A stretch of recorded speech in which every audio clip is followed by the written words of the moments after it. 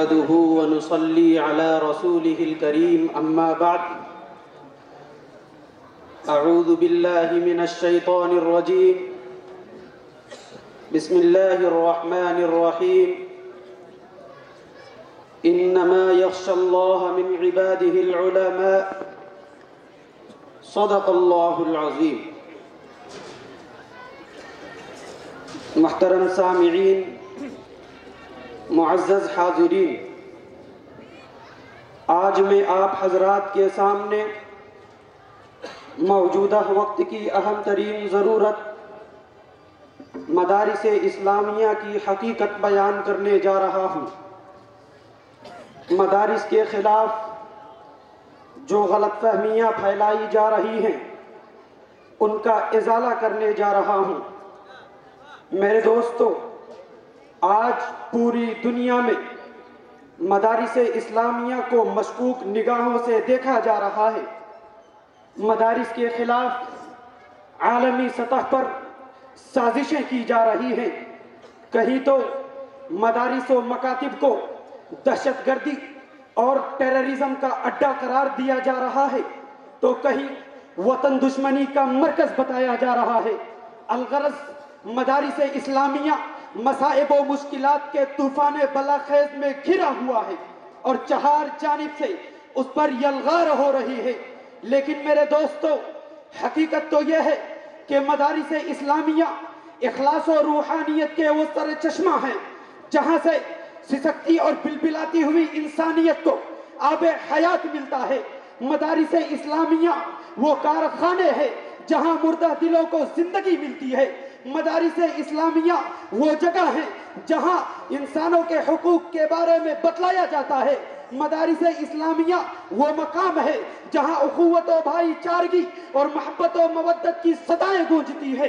مدارس اسلامیہ وہ مقام ہے، وہ عدالت ہے جہاں سراپا عدل و انصاف کا سبق پڑھایا جاتا ہے. مدارس اسلامیہ وہ منبع علم و حکم ہے جہاں صدیق اکبر کی صداقت، عمر فاروق کی عدالت، عثمان غنی کی سخاوت اور حیدر کرار کی شجاعت سکھلائی جاتی ہے.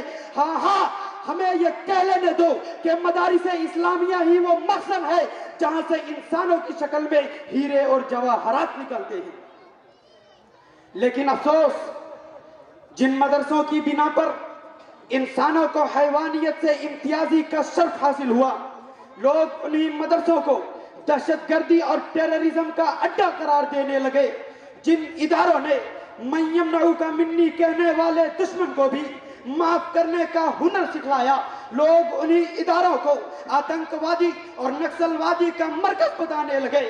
حالانکہ تاریخ شاہد ہے کہ ان مدرسوں کی جانچ 1-2 بار نہیں بلکہ 1000 بار ہوئی، لیکن رب کعبہ کی قسم آج تک کوئی مدرسہ داغدار ثابت نہیں ہوا. اور میں آج بھی دیوبندیت کے اس اسٹیج پر کھڑے ہو کر مکمل چیلنج کے ساتھ پوری دنیا کو بتا دینا چاہتا ہوں کہ مدارس اسلامیہ کھلی کتاب کی طرح ہیں.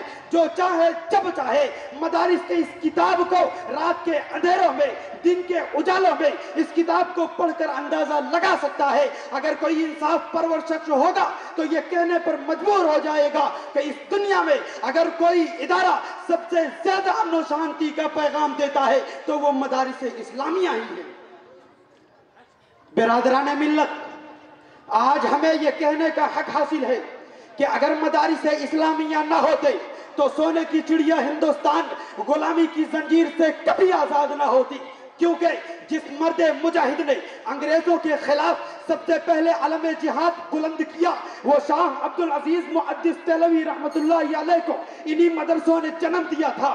شاہ اسماعیل شہید رحمت اللہ علیہ کو انہی مدرسوں نے جنم دیا تھا. مولانا ابوالکلام آزاد علیہ الرحمہ کو انہی مدرسوں نے جنم دیا تھا. مولانا محمود حسن دیوبندی کو انہی مدرسوں نے جنم دیا تھا. اور ان کے علاوہ نامعلوم کتنے نام ایسے ہیں جن کا تعلق انہی مدرسوں سے تھا اور انہوں نے وطن کی خاطر تن من دھن سب کچھ قربان کر دیا. اس لیے میرے دوستو، ہماری یہ ذمہ داری ہے کہ مدارس اسلامیہ کی حقیقت کو سمجھیں اور جہاں تک ہو سکے مدارس کا تعاون کریں. انہی چند باتوں پر اپنی تقریر ختم کرتا ہوں. وآخر دعوانا ان الحمدللہ رب العالمین.